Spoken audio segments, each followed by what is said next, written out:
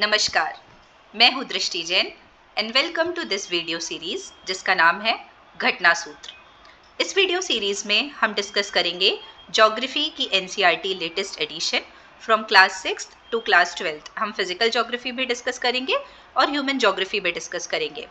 इस पूरे video series में अप्रॉक्सीमेटली 30 to 35 लेक्चर्स होंगे जिसमें पूरी आपकी ज्योग्राफी की एनसीईआरटी कवर हो जाएगी। और एक वीडियो सीरीज में हम कंटेंट के साथ साथ पीवाईक्यूज भी देखेंगे, पीवाईक्यूज यूपीएससी के भी देखेंगे और स्टेट पीसीएस के भी देखेंगे। मुझे पूरी उम्मीद है कि आप सभी को ये वीडियो काफ़ी अच्छी तरीके से समझ आएगी, क्योंकि मेरा जो इन्वॉल्वमेंट है ना यूपीएससी के साथ काफ़ी लंबा है। मैंने यूपीएससी में 6 अटेम्प्ट्स दिए हुए हैं, उसमें 3 मेंस दिया हुआ है। मैंने फॉरेस्ट के मेंस लिखे हैं, 2 फॉरेस्ट का मेंस लिखा है और 2 फॉरेस्ट के इंटरव्यू दिए हुए हैं।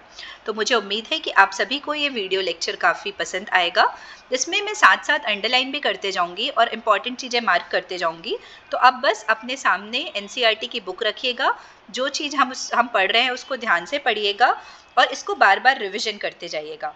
तो चलो बिना लेट किए हम स्टार्ट करते हैं। So let's get started with the घटना सूत्र वीडियो लेक्चर सीरीज।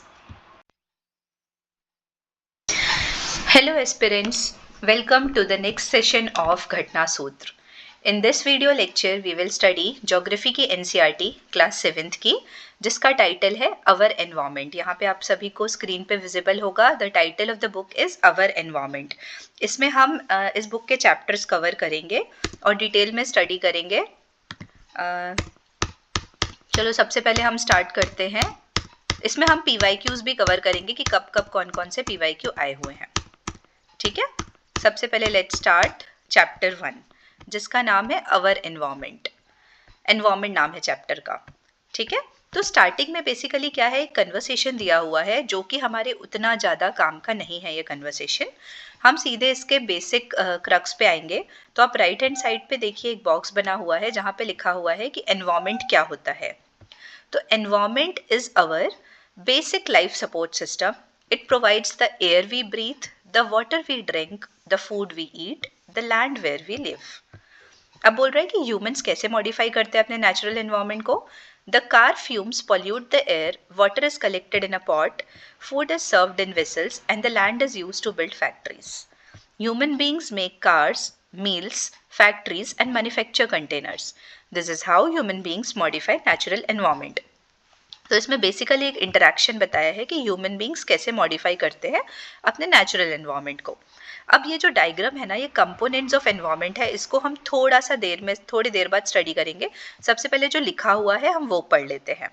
यहाँ पे देखिए, जो हम कंपोनेंट्स ऑफ एनवायरनमेंट पढ़ेंगे ना, वो बहुत बार एग्जाम्स में पूछा हुआ है। यूपीएससी 1997 में पूछा गया है, 2003 में पूछा गया है, 2007 में पूछा गया है, फिर यूपी पीसीएस 1998 में पूछा गया है, 2001 में पूछा गया है और बिहार पीएससी 2006 में पूछा गया है।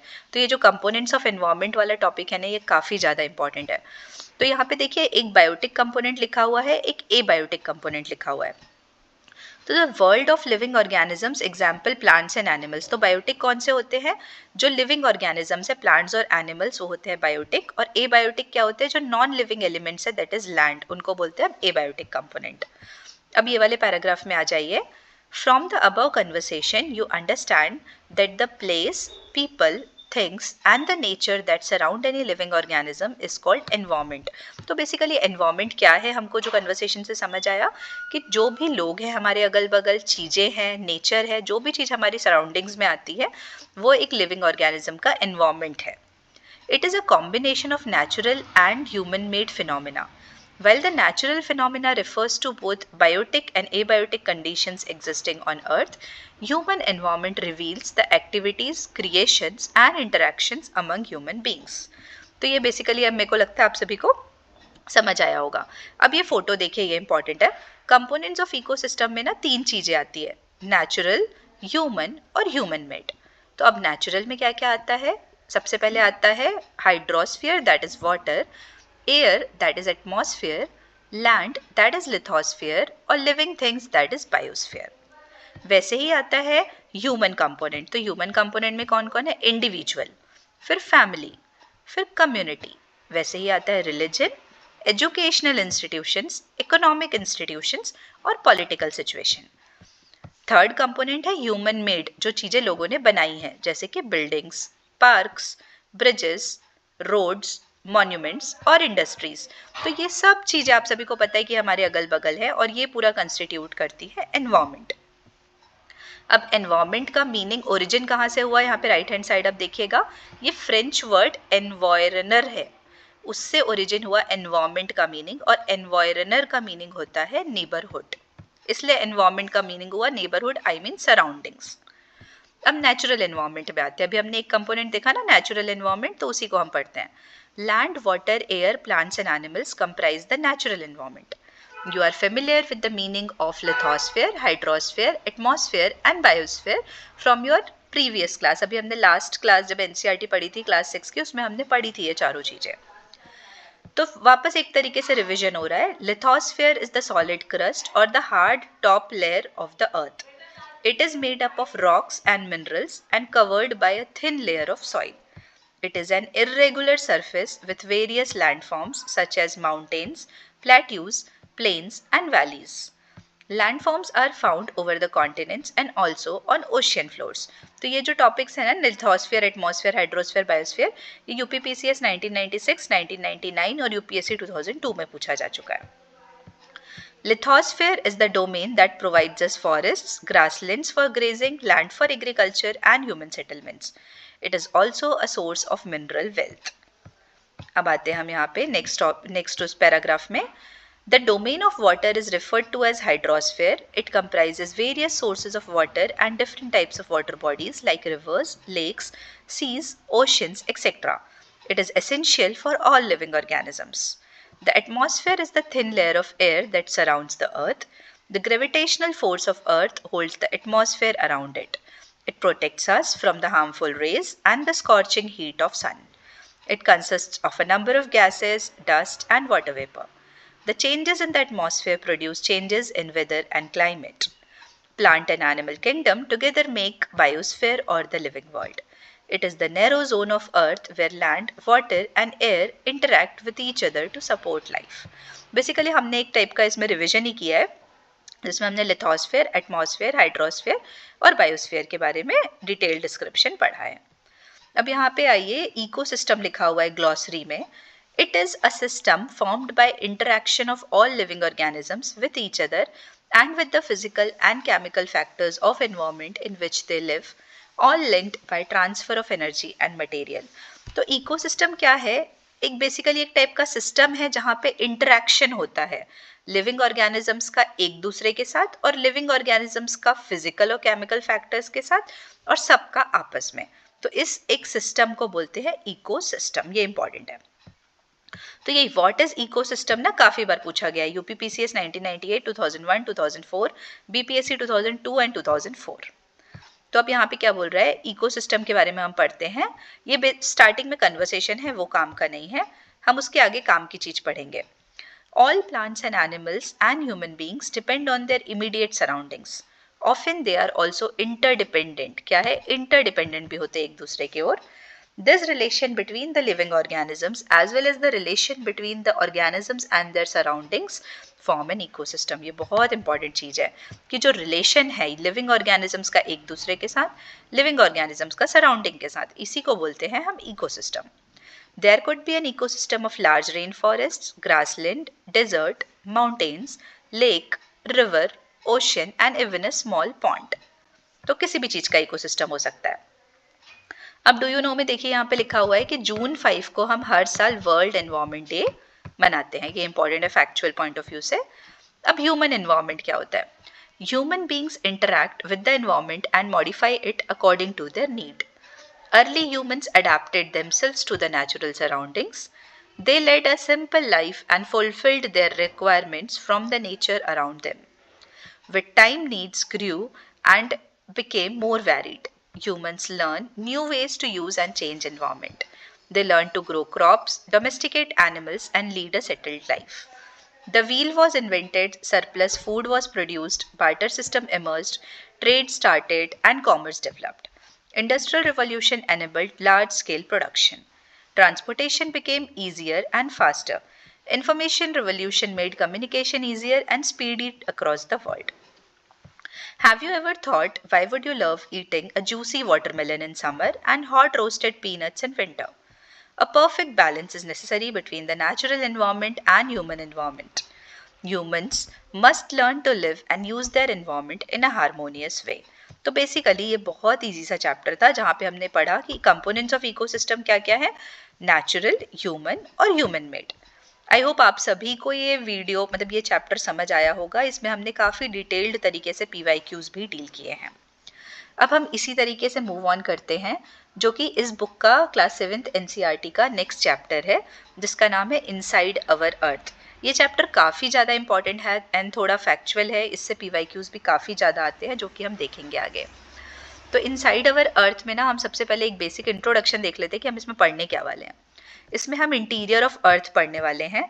ये डायग्राम देख रहे होंगे आप, जो राइट साइड में अर्थ का डायग्राम बना हुआ है ना, इसको हम डिटेल में पढ़ने वाले हैं. फिर हम पढ़ने वाले हैं कि कॉन्टिनेंटल क्रस्ट क्या होता है, ओशियनिक क्रस्ट क्या होता है, रॉक्स और मिनरल्स कौन कौन से होते हैं, टाइप ऑफ रॉक्स कौन कौन से होते हैं, sedimentary rock, metamorphic rock, igneous rock. उसका एक और डिफरेंशिएशन होता है प्राइमरी रॉक्स और इंट्रूसिव रॉक, एक्सट्रूसिव रॉक्स. उसके बाद सेडिमेंट्स क्या होते हैं, सेडिमेंट्री रॉक्स क्या होती हैं. उसके बाद हम उन रॉक्स के एग्जाम्पल देखेंगे.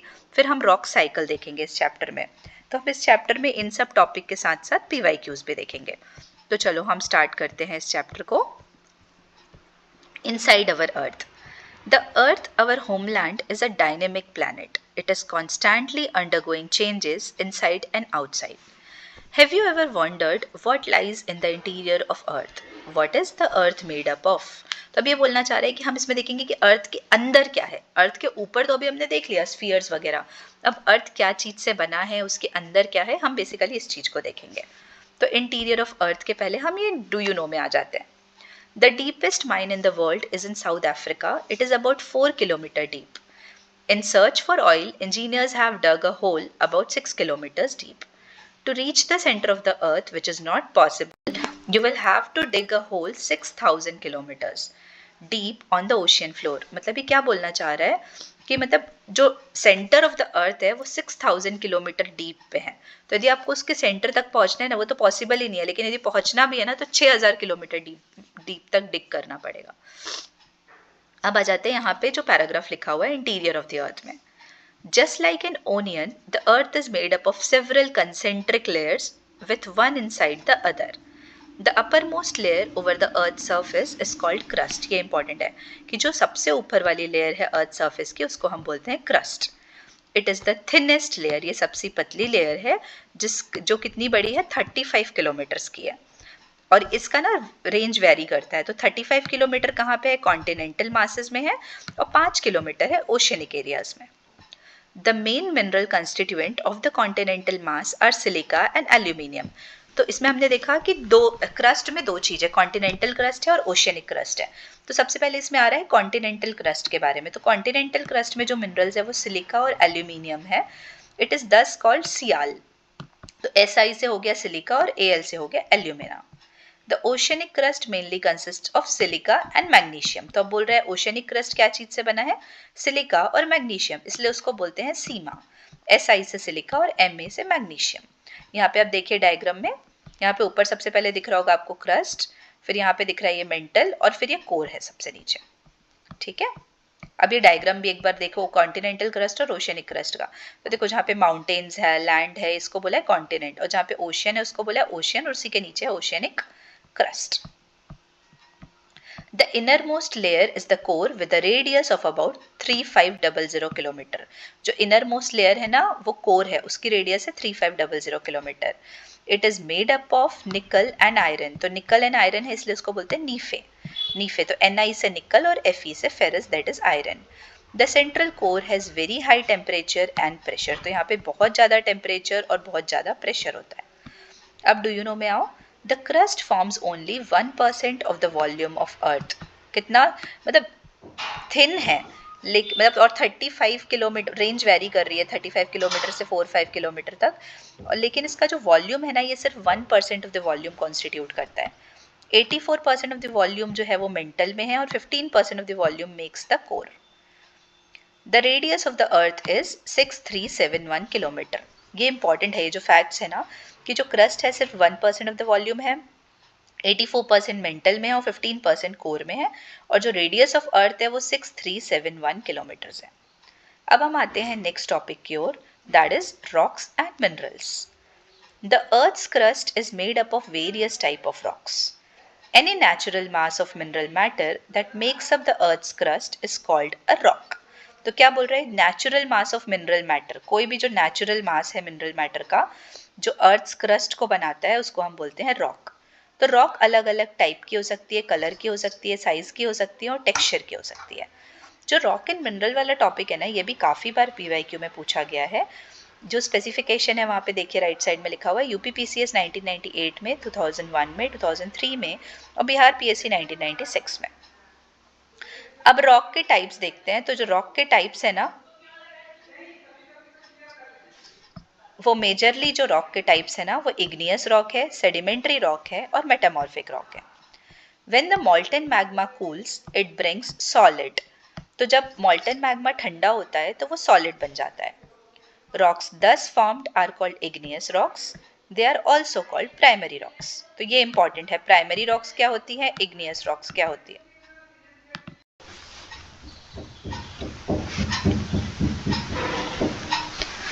तो हम देख रहे थे टाइप ऑफ रॉक्स, उसमें हमने देखा igneous rock तक पढ़ लिया हमने। उसके बाद can you imagine, next paragraph में देखिए, can you imagine lava coming out from the volcanoes. Lava is actually fiery red molten magma coming out from the interior of the earth on its surface. When this molten lava comes out on the earth's surface, it rapidly cools down and becomes solid.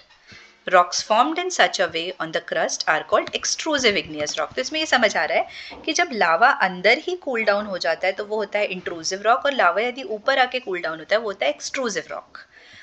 They have a very fine grained texture और structure. For example basalt, तो example हमने देख लिया basalt है। The Deccan plateau is made up of basalt rocks. Sometimes the molten magma cools deep inside the earth's crust, और इनको हम ऐसे रॉक्स को बोलते हैं intrusive igneous rocks. Since they cool down slowly they form large grains. तो जो अंदर स्लोली कूल डाउन होते हैं वो लार्ज ग्रेन्स बनाते हैं। इसका एग्जाम्पल है granite. Grinding stones used to prepare paste और powder of spices and grains are made up of granite. Rocks roll down, crack and hit each other and are broken down into small fragments. These are smaller particles and are called sediments. तो जब rocks धीरे धीरे roll down होती है, cracks आते हैं, hit करती है एक दूसरे को, और जब वो टूट जाती है smaller fragments में, तो इनको बोलते हैं sediments. These sediments are transported and deposited by wind, water, etc. These loose sediments are compressed and hardened to form layer of rocks. These type of rocks are called sedimentary rocks. तो जब ऐसी rocks deposit होती है तो बनती है sedimentary rocks. इसका example है sandstone, which is made up of from grains of sand. These rocks may also contain fossils of plants, animals and other microorganisms.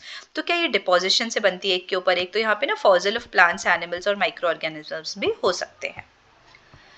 Igneous and sedimentary rocks can change into metamorphic rocks under great heat and pressure. अब जो हमने ऊपर दो type की rock पढ़ी ना, igneous और sedimentary rock, ये चेंज हो सकती है metamorphic rock में under great heat and pressure. For example, clay changes into slate and limestone into marble. तो clay किस में चेंज होता है, slate में, और limestone चेंज होता है marble में। ये इंपॉर्टेंट है, ये ध्यान रखिएगा, ये डायरेक्ट पूछ देता है कि क्ले जब मेटामॉर्फिक रॉक में कन्वर्ट होगा तो क्या बनेगा, स्लेट बनेगा, और लाइमस्टोन जब मेटामॉर्फिक रॉक में कन्वर्ट होगा तो क्या बनेगा, मार्बल बनेगा। Rocks are very useful to us. The hard rocks are used for making roads, houses and buildings.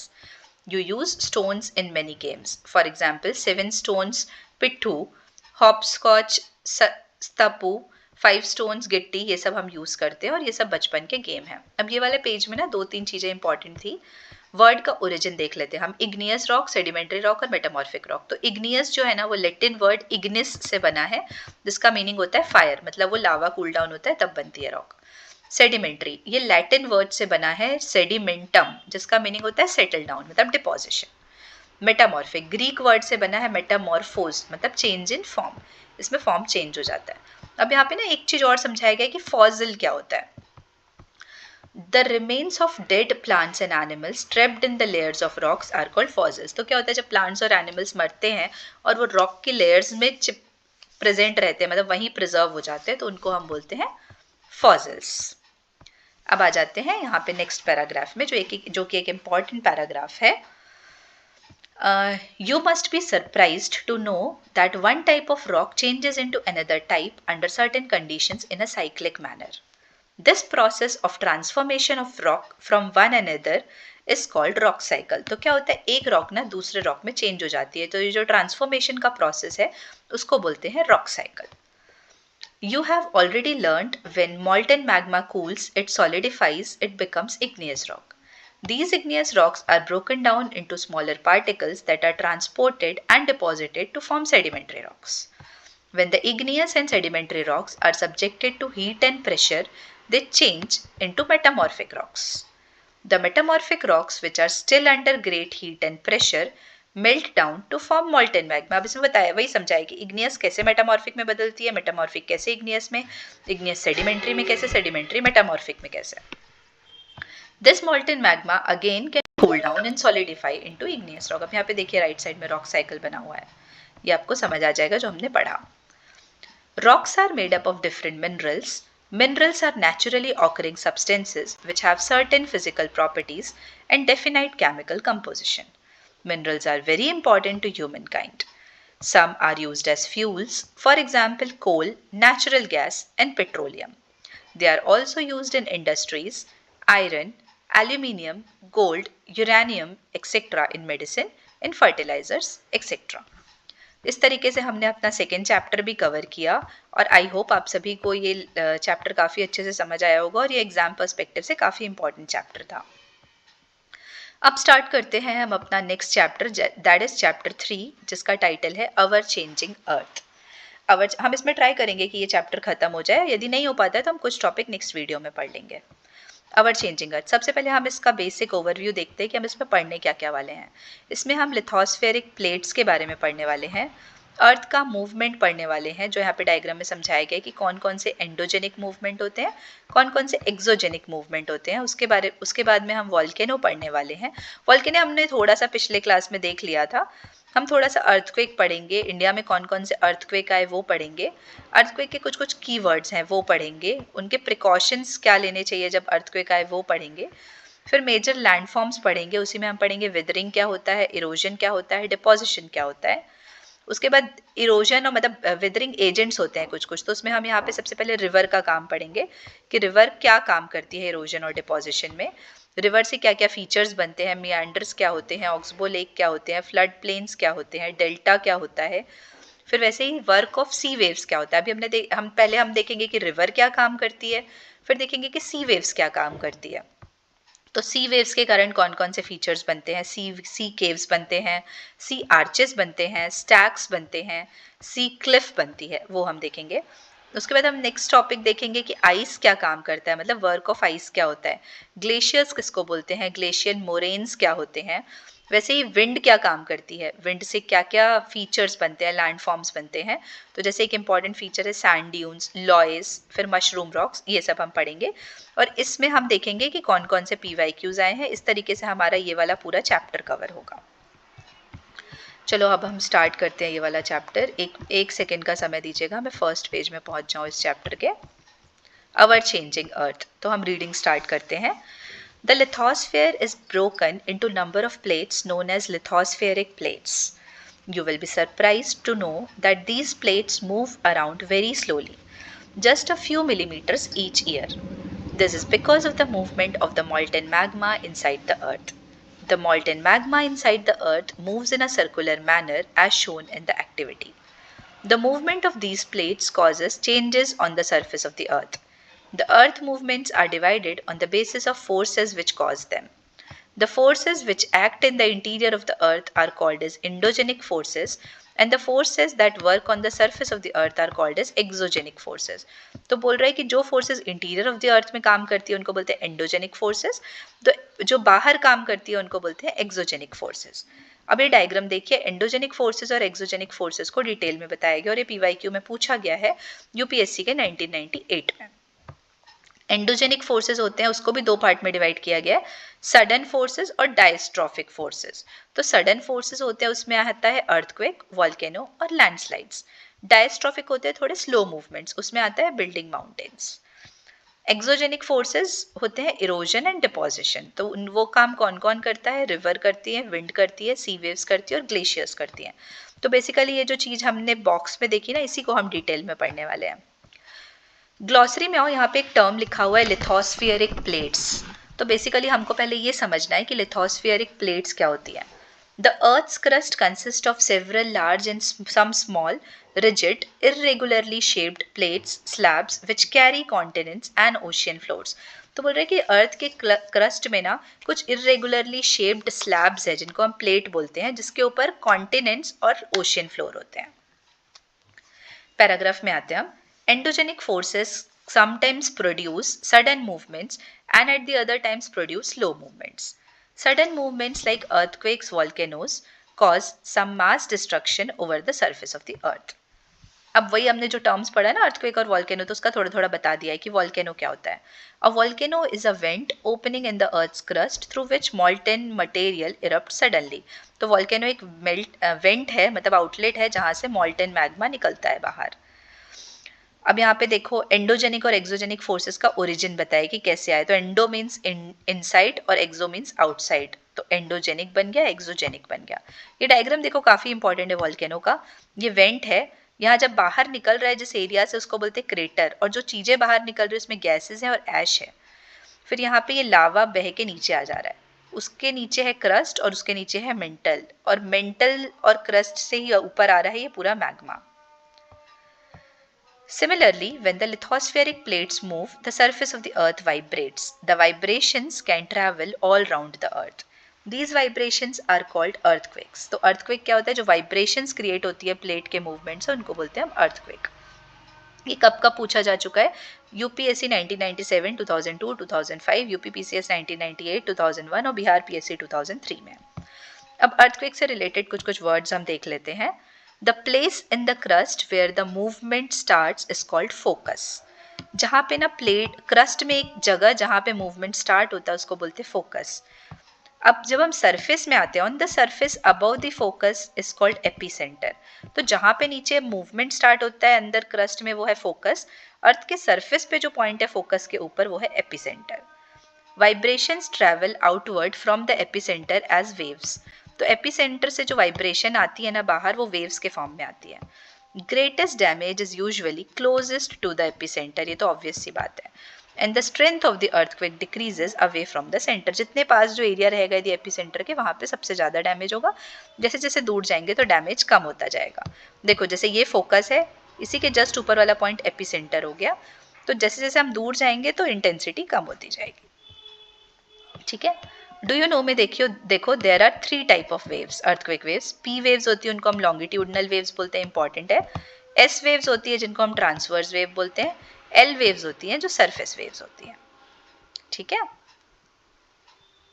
although earthquakes cannot be predicted, the impact can certainly be minimized if we prepare beforehand. मतलब ये बोल रहे हैं कि earthquake को हम prevent नहीं कर सकते, ना प्रिडिक्ट कर सकते हैं, लेकिन उसके इम्पैक्ट को कम कर सकते हैं। Some common earthquake prediction methods adopted locally by people include studying animal behavior. Fish in the ponds get agitated, snakes come to the surface. तो बोल रहा है कि कभी कभी ना earthquake प्रेडिक्ट करने के लिए जो लोकल्स मेथड यूज करते हैं वो कौन कौन से, कि जो फिश होती है ना पॉन्ड में वो एकदम एजिटेट होने लगती है, स्नेक्स जो होते हैं ना वो सरफेस पे आ जाते हैं, तो इससे हमको पता चलता है कि earthquake आने वाला है, मतलब एक प्रेडिक्शन का मेथड है। earthquake की एक इंपॉर्टेंट केस स्टडी दी हुई है कि अर्थक्वेक हिट्स भुज गुजरात में है। तो कितने रिक्टर स्केल का था? 6.9 रिक्टर स्केल का था, 26 जनवरी 2001 को आया था। अब इसका इम्पैक्ट है कि क्या क्या हुआ था। स्कूल्स बहुत ज़्यादा इम्पैक्ट हुए थे, फिर फायर हो गई थी सिटी में, इमरजेंसी डिक्लेयर कर दी गई थी। ये है, मतलब बेसिकली हमको ये याद रखना है कि भुज में अर्थक्वेक कब आया था? 26 जनवरी 2001 को आया था। यहाँ पे डू यू नो देखो, an earthquake is measured with the help of a machine called seismograph. तो जो मशीन है ना जिससे मेजर किया जाता है earthquake को, उसको बोलते हैं seismograph. The magnitude of the earthquake is measured on Richter scale. अभी हमने बोला ना 6.9 Richter scale का earthquake आया था, देखो यहाँ पे लिखा हुआ है। तो ये बोल रहा है कि जो मैग्नीट्यूड है कि कितने मैग्नीट्यूड का आया, उसको हम मेजर करते हैं रिक्टर स्केल से। An earthquake of 2 or less can be felt only by little. An earthquake over 5 can cause damage from little falling things. A 6 or higher magnitude is considered very strong and 7 is classified as major earthquake. तो Richter scale बता रहा है. अब ना ये 3 जो earthquake के preparedness लिखी हुई है ना, ये important है. Where to take shelter during an earthquake, ये ना आप सभी को और हम सभी को ये जानना चाहिए. Safe spot under a kitchen counter, table और desk against an inside corner और वॉल. तो किचन काउंटर के नीचे आप बैठ सकते हो. स्टे अवे फ्रॉम, अब क्या क्या चीजों से दूर रहना है. Fire places, areas around chimney, Windows that shatter including mirrors and picture frames. Be prepared, spread awareness amongst your family and family members and face any disaster confidently. तो इस तरीके से ना हमने ये वाले चैप्टर को बेसिकली अभी अर्थक्वेक, वॉल्केनो वगैरह तक कवर किया है. अब हम नेक्स्ट वीडियो में देखेंगे कि मेजर लैंडफॉर्म्स क्या होते हैं, work of river, glacier, sea waves, ये सब क्या होते हैं, ये हम नेक्स्ट वीडियो में देखेंगे. आई होप यहाँ तक की चीज़ें आपको समझ आई होंगी. अब हम मिलते हैं नेक्स्ट वीडियो में. थैंक यू आप सभी को. Thank you once again.